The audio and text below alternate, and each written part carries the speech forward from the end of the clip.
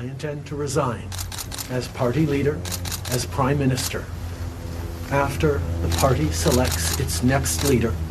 Well, Trudeau's resignation came in earlier this morning, and he'll officially step aside in March. But what does this mean for the future of Canada? Here to discuss is Ezra Levant. He's a journalist and publisher of Rebel News. So, Ezra, we've been talking about this for a few weeks now. So why did Trudeau resign today?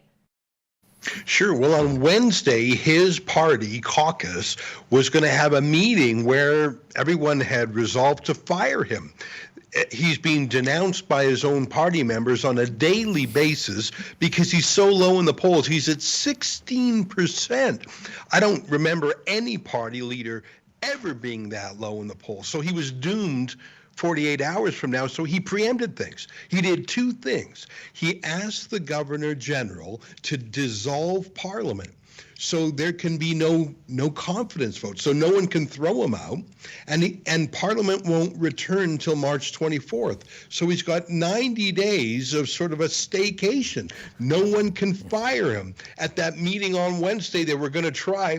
He's free. But I was sort of tricked by his language. He says, I intend to resign, but not on March 24th. He says, whenever the Liberal Party of Canada chooses another leader. Well, we don't know when that's going to be. That could be months from now. And here's the crazy thing. The Liberal Party of Canada, which is going to choose a new leader, their rules are so loosey-goosey, foreign citizens are allowed to vote, and even people as young as 14 years old. So the next Prime Minister of Canada will not be chosen in a general election with citizens voting. It'll be chosen by an internal Liberal Party process where foreigners and children can choose. And by the way, our version of the CIA found that in the last election, the Chinese Communist Party bussed in Chinese nationals in 11 different districts in Canada to interfere in that same process. So we're in a mess. And by the way, 2 weeks from today, Donald Trump has said if we don't fix our border, he's going to bring big tariffs against Canada. So we've got the worst, weakest government in memory, and we've got this existential threat coming in 14 days. Unbelievable. Ezra, tell us about the mood. What do you see across the landscape? What's the mood like in Canada? You know, Justin Trudeau is not just disliked, he's hated. And this is not my opinion. The pollsters say, do you like him or like him a lot? Do you dislike him or dislike him a lot? And people don't just dislike Trudeau, they hate him. Every demographic group, every age group, every race, women and men. I've never seen anything like it.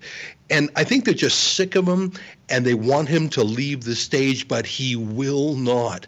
He's got a little bit of an authoritarian streak in him. He's never really been that democratic. Maybe it's a chip off the old block. People always said he was, you know, the secret love child of Fidel Castro and Margaret Trudeau. I don't know if that's true, but sometimes it sure seems that way. Remember, Trudeau once said, the country he most admires is communist China. The reason I tell you that is because Trudeau doesn't believe democracy applies to him. In fact, when he announced his future resignation today, he took no responsibility. He said the only reason he's going to resign sometime in the future is because his own party was bickering so much. He never takes any blame, never takes any responsibility, and he really doesn't care about democracy. Imagine dissolving your own parliament to avoid being fired. He's really treating the government as his own personal property, and that's dangerous when Donald Trump is coming with tariffs. Well, Ezra, you laid out who you think, all the ways that all these people can be voting, but who do you think they're actually going to be voting for? Who are some of the names right now that are going to be in the mix for the next prime minister? Well, and that's the thing. They're going to choose the prime minister within the Liberal Party, and only months after that will we have a general election. So the candidates to succeed Trudeau are going to be Liberals. His deputy prime minister, Chrystia Freeland, the former Bank of England Governor Mark Carney, who's a real carbon tax advocate. It almost doesn't matter because in that general election, the Conservative leader of Canada is going to blow them all away. According to polls, the Conservative leader, Pierre Poilievre, is ahead by more than 20%. It's going to be a massacre. And sure, changing Liberal leaders might make a little bit of difference, but Canadians are so resolved. They are sick of this mess. It's even more than in the U.S. The last 4 years in America, a lot of Americans were just ready to get rid of Joe Biden, and then they switched to Kamala Harris as a bait and switch. That's sort of what Trudeau did. People are so sick of Trudeau, so they're going to do a switch. We don't know who our Kamala Harris is going to be, but whoever it is going to get massacred in the next election. As I would say to my American friends, this is a big drama going on right now, and it looks atrocious right now. But just give us a few months. Give us 6 months, and we're going to have an excellent, young, principled, conservative, smart prime minister who I think will get along well with Donald Trump and make our two countries stronger together. Don't judge. We're at our worst now. I'm almost embarrassed that the world is watching it. But if you can just give us a few more months, we'll be ready to deal with the world like grown-ups again. Well, Ezra, we can't say you're alone in this.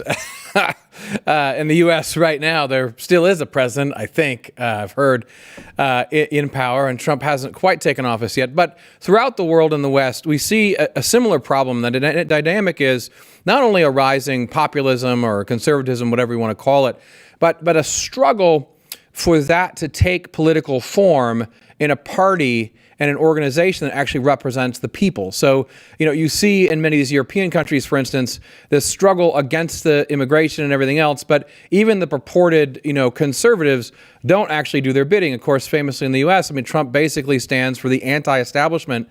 He's the anti-establishment candidate on the right, kicking old Republicans out like Mitch McConnell. So how does that play here?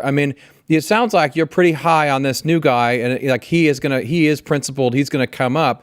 Is there a party structure or a built-out conservative party that is strong in Canada and rising, or what? Sure. Until now, I've been talking about the Liberal Party and their shenanigans, but let's switch to the Conservative Party. Yeah. You're right. We have a new Conservative Party leader in Canada named Pierre Poilievre. He replaced a Conservative in name only called Erin O'Toole. Give me 1 minute on him.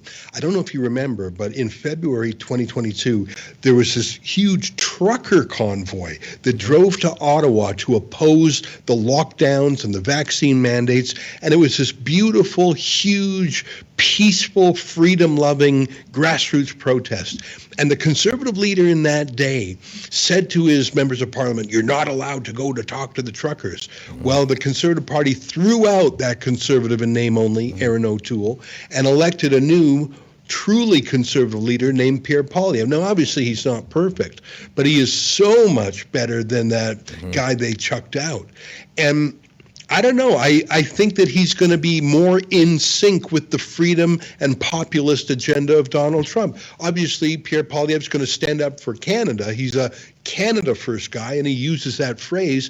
But I think you can be Canada first, like Giorgia Meloni is Italy first. And you can get along with Donald Trump, America first, because you're dealing with nationalists who oppose globalism, who oppose carbon taxes, who oppose mass immigration. I think that Pierre Poilievre will be able to do business with Donald Trump. Let me give you an example. Canada is the largest exporter of oil to the United States. That's a security issue, an economic issue. Like, our two countries are so closely intertwined. Compare that to Trudeau, who was anti-oil, pro-carbon tax, anti-pipeline. So I think Americans are going to find a much more amenable partner. Let me give you one more quote from the new Conservative leader, Pierre Poilievre. He says we've got to replace the woke culture in our military with a warrior culture. Well, that sounds like the United States spirit there. I think you're going to see more collegiality on foreign affairs. Trudeau was pro-Hamas. Pierre Poilievre is pro-Israel. So again, you're going to see an ally. I sometimes say you guys are 10 times bigger than Canada, population-wise. So you're the senior partner. It's like you're Batman and we're Robin. That's what I hope we can get back to. I don't like the fact that Trump and Trudeau were fighting. I think Trudeau picked a lot of stupid fights, but I think we can get past that when Poilievre takes over, God willing, in 6 months. Ezra, better days are ahead. We'll give you that grace period of about 6 months or so, and we'll see you with better days ahead for Canada. Thanks so much for joining us. Thanks for having me. Bye-bye. I like that. Batman and Robin there, Matthew. Hey, sounds good. We actually have some hope there up north, as he was saying. I think like he's saying, I mean, it was well said that when you do have a Canada first or any country that puts their own interests first and rejects globalism, they're going to get along. And what's really heartening is what he's saying about the rise of new leadership that really does stand for where a lot of Canadians are. And that's, if you have that, I mean, then he's absolutely right. We'll check in and see. Sounds good.